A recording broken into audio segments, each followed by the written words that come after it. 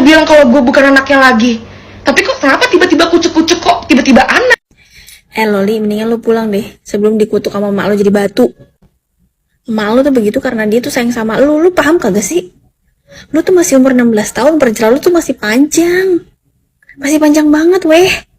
Kalau emang emak lu ngelakuin kesalahan, emak lu gak sesuai sama keinginan lu, ya lu berdoa aja. Gimana pun dia orang tua lu yang ngebrojolin lu, yang ngelahirin lu, yang ngandung lu selama 9 bulan. Kenapa dia ngomong kayak gitu? Karena dia sayang sama lu, dia pengen ngelindungin lu. Elunya aja gak sadar-sadar. Dibuka apa akal pikiran lu? Kan lu punya, dikasih Tuhan akal, dikasih otak untuk berpikir ya. Nih, satu lagi nih Loli ya, gue kasih tau sama lu. Kalau emang emak lu bener-bener gak sayang sama lu, gak mau ngerawat lu, dia bisa aja naruh lu di panti, atau dibuang ke semak-semak. Tapi kan enggak, dirawat. Udah capek, gue capek. Nah, akhirnya dijemput juga kan. Dari semalam sampai tadi yang gue dengerin terngiang-ngiang di kuping gue tuh ya sebutannya dia aja itu tuh, si Loli. Yang bener-bener gila, yang bener-bener anjing kayak gitu kan. Nih contohnya temen gue nih sekarang masih ngedengerin nih berita-berita si Loli, dia nggak beres-beres nih. Astagfirullahaladzim, akhirnya dijemput juga lo ya. Dan nggak ada lagi lo klarifikasi kayak lagi kemarin lo bikin klarifikasi mulu, nggak udah lo. Bangor batu jadi anak. Mak lu jemput juga tuh akhirnya tuh, kerangkeng tuh bocah pasung kalau bisa, rukiah dah tuh bocah. Ampun gua mah, ngoceh-ngoceh mulu dari kemarin klarifikasi sampai berapa part kayak gitu tuh, yang ngelawan emaknya sendiri. Itu statusnya di atas maling kundang loh, Li. Astagfirullahaladzim. Akhirnya dibawa juga tuh, diangkut loh, digotong, dipanggul tuh keluarga lo.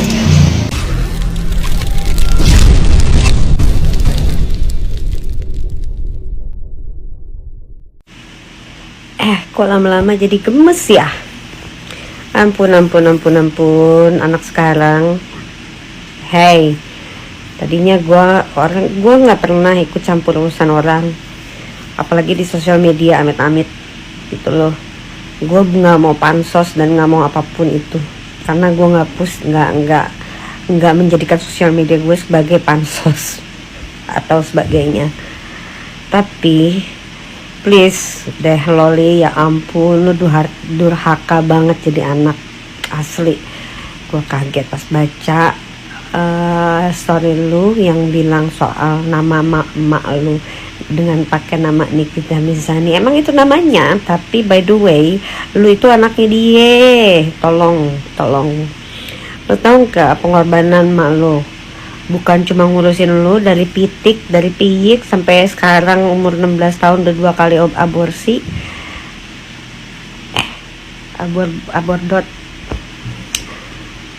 Tapi waktu dia melahirkan lu, perjuangannya itu antara hidup sama mati. Lu tahu nggak itu? Tahu nggak lu? Pikirin deh. Tolong deh, gue lama-lama gemes gitu loh. Dan gue udah enak banget ngeliat sosial media gue berseliweran tentang lu doang. Aduh, ini apaan sih gitu loh. Cuma pesen gue satu, lu kan pakai hijab katanya dari hati. Please jangan tantrum kayak orang nggak tahu diri. Dan yang kedua, kalau lu udah pakai hijab, lu bilang dari hati, lu harusnya sudah mengerti hukumnya seperti apa, menghormati orang tua lu sebelum lu nikah dan sebagainya. Harusnya kan seperti itu, bukan ya? Ya enggak sih? Tolong jangan bikin para netizen gemes sama lu. Gue sih gak peduli sama lu anak kecil, gue udah tua gitu loh. Tapi gue udah mulai enak aja nih belakangan ini, karena makin lama makin kurang ajar lu sebagai anak gitu loh. Gue gak suka ngelihat anak kurang ajar sama emaknya, apalagi emaknya itu single parent. Gue paling tidak suka, catat baik-baik, gue tidak suka gitu. Meski banyak yang menyebut ini sebagai penjemputan paksa, namun pihak kepolisian melihatnya dengan sisi yang berbeda. Menurut mereka, karena Loli masih berada di bawah asuhan ibunya, yaitu Nikita Mirzani, sehingga apa yang dilakukan oleh Nikita Mirzani adalah sebagai bentuk tanggung jawab sebagai orang tua dari Loli.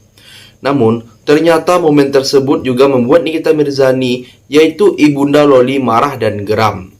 Pasalnya, ada penolakan dari Loli dan saat dijemput, meski hal itu akhirnya bisa dikendalikan. Dan di samping itu, Nikita juga meredam rasa amarahnya pada kekasih Loli, yaitu Fadel Bajideh. Bahkan ia pun sempat melaporkan Fadel atas dugaan pelanggaran Undang-Undang Kesehatan dan Undang-Undang Perlindungan Anak dan KUHP. Jadi, bagaimana pendapat kalian? Silahkan tulis komentarnya di bawah.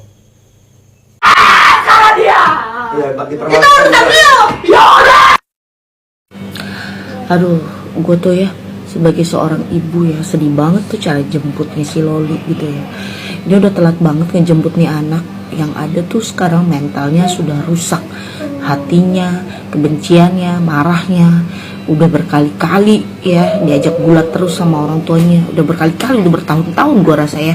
Ada kali setahun lebih ya. Sekarang dijemput seperti itu. Oke, gue setuju dia jemput. Nikmir jemput tuh anak, setuju gue. Tapi please dong ya, yang di sekitarnya, lu stop gak sih ngontenin nih anak ya, lu kontenin, lu live-in, lu berasa gak sih otak lu dipakai gak sih? Gimana dia malunya gitu ya kalian perlakukan, nangkap dia, ngambil dia kayak ODGJ gitu ya. Jujur ya gue sedih banget liatnya. Moga-moga ya orang-orang di sekitar NM tolong bersikap. Walaupun gue bukan psikolog ya, gue bisa melihat anak lu stres dan dia itu butuh ketenangan, bukan diekspos di media. Lu ekspos terus ya sampai itu asisten lu sampai live-in lu jemput anak lu gitu. Lu mail ya, otak lu pakai otak lu ya. Stop lu nge-live-in apapun tentang anak ini ya. Gue sih gak ada urusan sebenarnya, tapi gue ngelihat kalian itu memperlakukan dia tuh bener-bener parah banget ya, parah banget.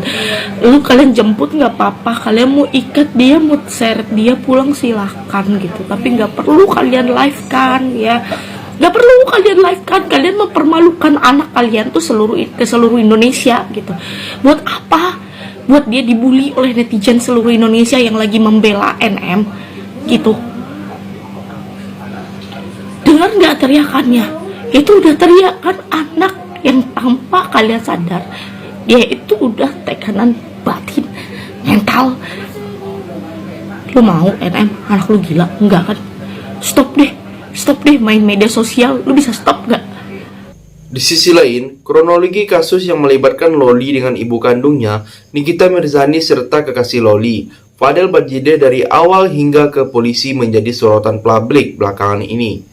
Penjemputan paksa Loli tersebut dilakukan terkait laporan dari Nikita Mirzani kepada pihak kepolisian tentang dugaan Loli yang saat ini masih berusia 17 tahun menjadi korban persetubuhan anak di bawah umur yang dilakukan oleh Fadel.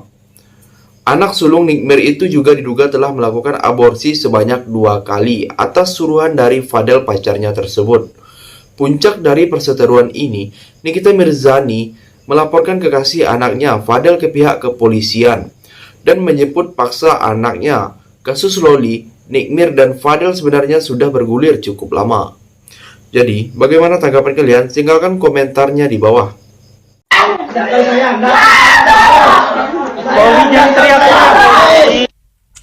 Loli, sebenarnya gue turut prihatin dengan kejadian lo ini, dan gue tuh nggak pernah gimana ya.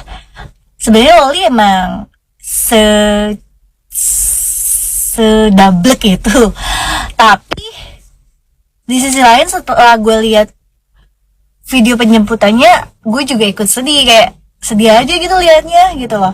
Tapi Loli, semoga dari kejadian ini lu bisa berpikir positif. Kalau orang yang lu selama ini agung-agungkan, orang yang lu selama ini bela, di saat posisi lu seperti ini, dia tidak ada.